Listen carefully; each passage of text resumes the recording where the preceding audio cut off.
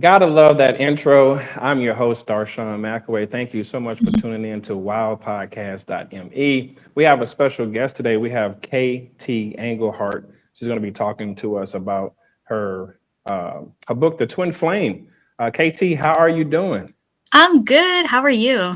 I'm doing well. I'm doing well. So let's get into it. Let's do a deep dive because we Mhm. had you on last time, and I don't think we Yes. had enough time. So let's do a deep dive into The Twin Flame. Awesome. Yeah, so it's the sequel to The Wise One, and it was out this November, and I'm super excited about where the story is going. I don't know if you want to, should we like do an overall of what the series is about to remind you? Absolutely. Cool. Absolutely. So the series is the Scottish Scrolls. The first book is the Wise One. It's about a teenager named McKenna who, oh wow, I'm sorry, I was just interrupted by my dog who just literally opened my bedroom door and jumped on my bed. Hi, Nessie. It's a teenager named McKenna who discovers she has magical abilities. Takes place in 1991, so it's a bit of a different time. She grew up with two dads. She always kind of felt like an outcast. People made her feel super weird, not just because of that, just because she actually never felt like she fit in general. And when she discovers she has these kind of weird abilities, a bit of telekinesis, a little bit of empathic abilities, the ability to communicate with animals, she then finds out on her 17th birthday that she has a birth mom who is some sort of mystic or witch, and it launches her into this like huge search, and she ends up going to Ireland to discover her roots and to try to find her mother. Okay, so what has the response been so far? Because this book came out back in November. What's the response? Yeah, so the second book is really like, when she comes more into her powers and abilities, and she develops these new relationships with others who've been on this journey with her. And it takes place in Scotland, where a lot of this magic unfolds. And it's just been great, honestly.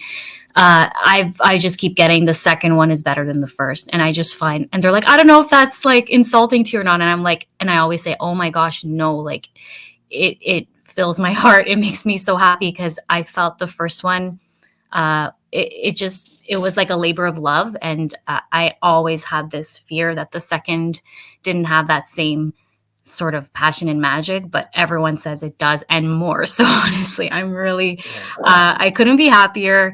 I'm writing the third, and it's tough because now I feel like, how do I beat the second? Right. But yeah, it's been great. My readers are amazing. So when you put this book together, where were you at when you finished it? Like, what part of the world were you in when you finished this book? How much can I reveal? Reveal as much as you can. Oh man, so there's quite a, so the end of the second really, for those who don't like cliffhangers, I mean, it really ties everything together from the first cliffhanger. Like you won't be left hanging very much. Like it really concludes the main story, but there is an opening left for like the adventures to come and what's in store for her, in terms of the whole saving the natural world thing that's kind of fallen on her shoulders. So I don't know if I should say more than that. But yeah, the third one is going to be a lot more fantastical. Let's just say that. And a few visits to maybe some parallel planes and such. Okay, got you. Got you. So what have aside from the books, what else have you been working on? Oh, well, that's an interesting question that you ask. You know what? I'm gonna say it here because it'll make it more real. It'll maybe kick me in the ass a little bit.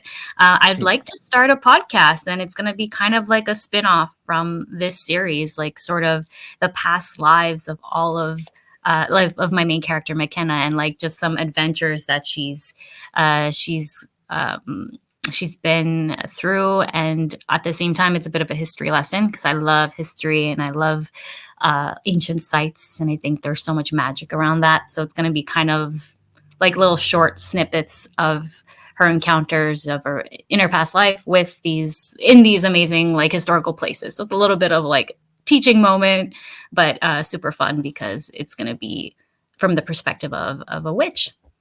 Got you. So, with this particular podcast, would it be the type that has a lot of how do I say it, a soundtrack to it, where you're telling the story and you can hear, people in the background or what they're doing as the Oh, action. I think at the beginning it'll be pretty simple because it'll be new to me. So I would love to get there eventually, though. I would love to. I think I'm gonna have to like just ask you for some advice there because I know you do such a great job with your intro and all of that. So maybe that's something I can bug you about later. Yeah, for sure, absolutely. Because I think with this particular book, it would be a great podcast to like pull people in to It get more of a would. bigger audience and Yeah. let people get engulfed into the story. So yeah, that'd be Yeah. fantastic. I would love that. Yeah, because I think it's hard to discover new books. Like I'm still at the stage where like I could definitely use more reach, of course. It's like Mhm. it's buried in algorithms and like that's the whole deal. But when people discover it, I just love their reactions. So I know it's a matter of, hey, how do I get this audience? How do I reach more people? Yeah, so that's what I'm gonna be working on. Got you. So that third book, can you possibly release the title, or you don't have one just yet? It's kind of it's there, but I'm not gonna say it yet. No, not ready.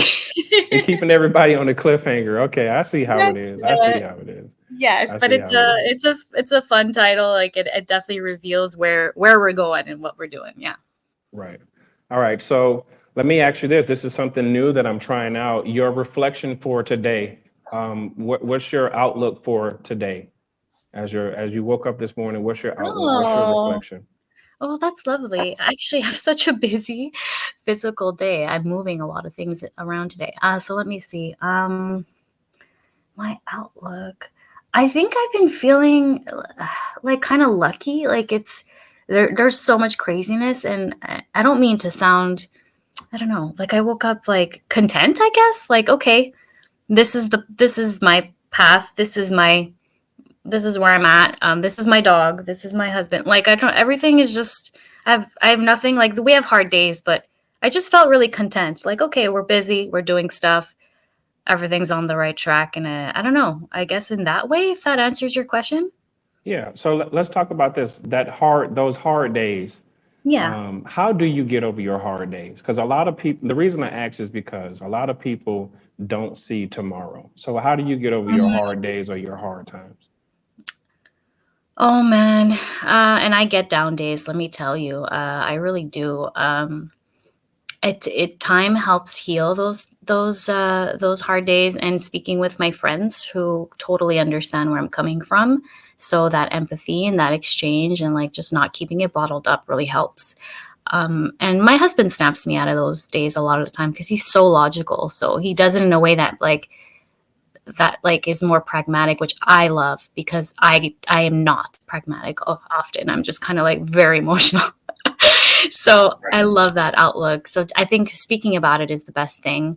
And I watch a lot of motivational stuff. It really helps me. Like if you have a YouTuber you love who kind of gives some life advice, or I love horoscope channels. It's kind of a guilty pleasure if I even should feel guilty about it. I don't know, but no, it's great. It just kind of like gives me a boost. So just like feeding yourself insightful and uplifting uh, information through whatever medium you love, and talking to your closest friends and your family, I think is key. Like keeping it bottled up and sulking is not a thing you should be doing. And I encourage walks a lot too. Walking my dog is like very helpful. Got you. Now, you mentioned your husband. Let me ask you this. Do you sometimes take your husband's characteristics and write them into one of your characters in your books? Yeah, I have one of McKenna's dads name's Andre. Uh, and he's so like level-headed, reasonable, kind, not a bad bone in his body. And I have to say, I think I based my husband off of him. Like he's so yeah, like you need someone that grounded in life. And I would say, yeah, that's him. Got you. I got you. So let me ask you this. If you didn't find interest in writing books, what else would you be doing? Oh, well, and I'm still gonna get there. This is where I'm announcing it, people. I would love to write for television. I know it's very similar, but that's actually my main choice. My book was originally a screenplay, And then I just wanted it to be like, I just got so attached to it and I wanted to see it kind of come to life. So I did, so I published it. But I really want to write for television and have my own show someday. Otherwise, like other media, like I said, like podcasting and that kind of thing. I just love media. I don't know, creativity, storytelling. I just got to be doing it, or else I feel like I'm just floating in space. Gotcha. Are you a hesitant person? Do you hesitate or do you procrastinate? Procrastinate. Yes. Oh my God. Yes. The worst. The absolute worst. It's terrible. Do, It's pretty bad. so why do you procrastinate? I never got a chance to really ask people why do they procrastinate. It's an important thing. Yeah, it's an important thing to like unpack because Hmm. it's so psychological. It's I think it comes from a fear of failure. I really do. And I know I have this, and I think a lot of creatives have this. So it's kind of like, well, if you don't get to it and don't have a final result, you can still be dreaming about how good it can be. Right. I don't know. I think that's my reason. I'm like the second book took me like 3 years because I Hmm. really genuinely thought it would not be as good as the first. Got you. Mm. Are you a part of any book clubs or anything like that? No, I can't have the stress of finishing a book in a certain amount of time. I great if you can, good for you. I'm not that person. No. Got you. Have you ever been to a book expo? Yeah, like small ones where I'm like, as in I'm sort of part of it. Yes, I've done that. Okay. It's been I love them because you get to really speak to people who love your genre and stuff, and it's Got you. it's a lot of fun. I'll be doing more of those. I'll be doing more of those for sure. Okay. So are you fully engulfed into social media? What are the things that you're doing? No, I tr- Uh-oh. I tried like Instagram for a long time, and it's up and down, and the algorithm now is like the worst it's ever been for me for some reason. And it stresses me out. Like it kind of I open up, and I've never been attached to Instagram. I've always had a nice time with Facebook. I think it's kind of friendly and easy, and I've reached more people that way. I don't know why, it's just worked better. So I've decided to pause my Instagram right now, and focus on like just posting naturally on Facebook, stuff that doesn't kind of like make me play the comparison game every time I'm opening up my phone. um, and if I really do launch this podcast soon, I think that's gonna have much more reach than any Instagram post. Like that's for me because I don't feel natural on Instagram, and I know those who are comfortable with it are great at reaching people, but it's just not. It hasn't been working very well for me. Yeah. So yeah, I'm gonna be doing. I'm searching other mediums, and I love Threads. I think Threads is great. Threads is very genuine and feels like I'm connecting with people. So yeah, Well, I'm fill here. I'm fill here and me there. in.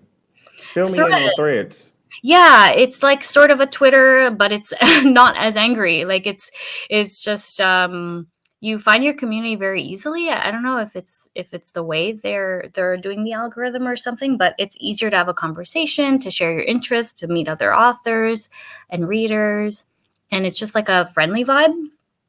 And Okay. I think it's been great. So that yeah, I'm on social. I think I just paused Instagram. Basically, is the answer. Okay. Got you. Well, we're speaking to KT Englehart. I want to thank you so much for coming through on this lovely Saturday. She's talking to us about her Scottish series. I mean, Scottish Scrolls, excuse me. No The worries. Wise One and the Twin Flame. KT, any words of inspiration that you want to leave with anyone? Yes, hold on to that vision that you have, however long that journey feels. Just keep going towards it because progress helps. It's not about perfectionism, it's about progress. So just keep going. Thank you so much. Thank you for your time, and I hope you have a good day. Thank you so much.